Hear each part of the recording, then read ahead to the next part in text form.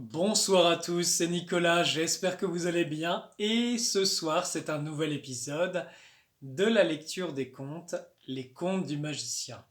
Encore une fois, si vous aimez cet ouvrage, si vous aimez ces contes, si vous souhaitez les partager en famille, eh bien vous pouvez les avoir en version matérialisée ou dématérialisée sur The Book Edition. Voilà, on commence. C'était il y a bien longtemps, dans le sud de la France. Il y vivait un magicien et son fils, et ce conte s'intitule L'enfant et les nuages.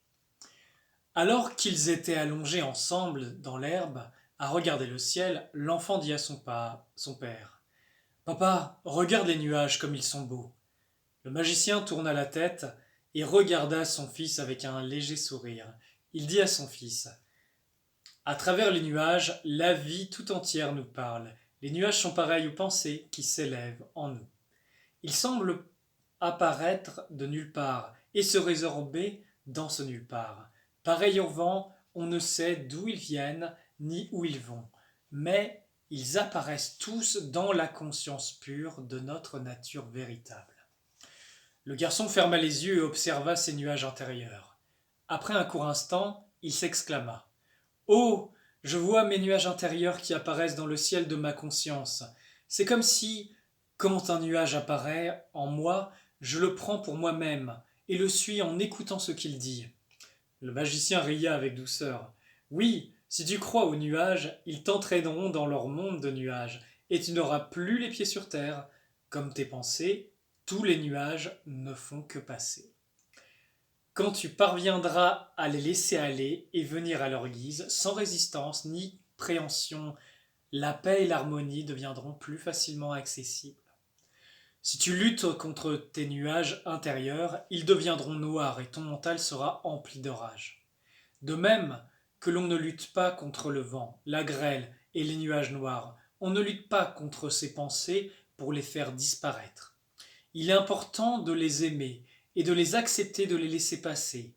Un jour, les nuages disparaîtront et laisseront place au ciel bleu rayonnant dans lesquels la lumière de ton être brillera, dans le ciel de ton mental.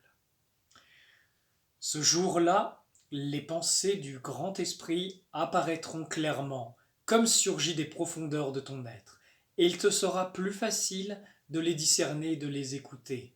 Dans un ciel empli de nuages noirs, voir un nuage blanc n'est pas aisé, mais dans un ciel dégagé, les nuages blancs sont tout de suite visibles. Les nuages blancs et les nuages noirs demanda le fils. Oui, mon fils, dit le père, il existe dans ton mental des nuages de toutes les couleurs. Certains sont blancs et radieux, chargés de lumière et de vérité, et d'autres sont noirs, lourds et obscurs. De même qu'il existe des pensées et des paroles qui ont le pouvoir de guérir et de soigner, et d'autres qui sont noires et destructrices pour toi et pour les autres.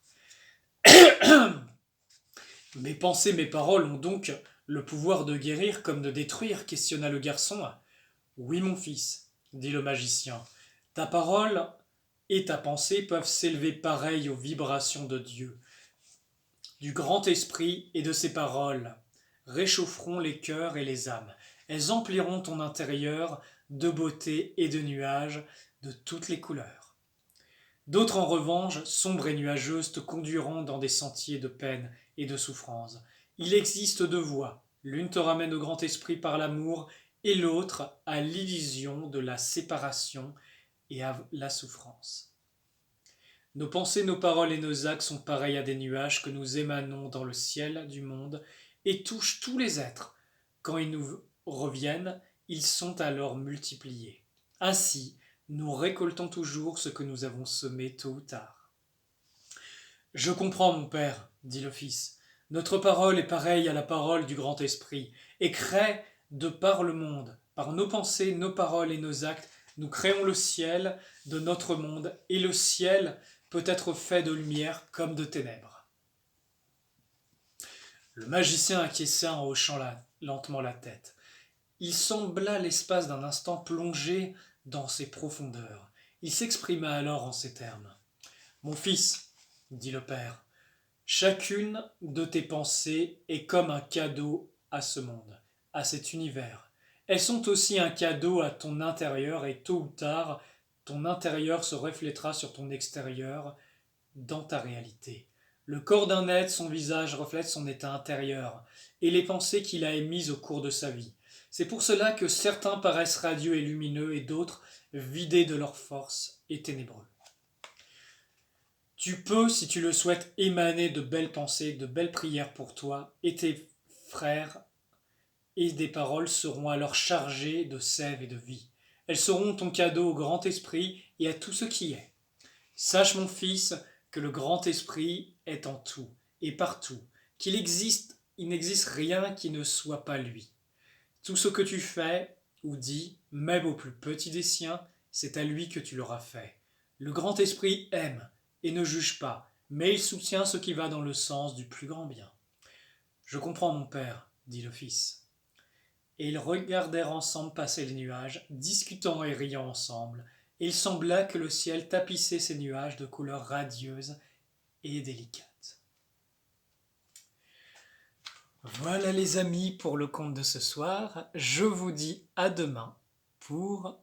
Pas à demain, à la semaine prochaine pour les prochains contes du magicien. À très bientôt.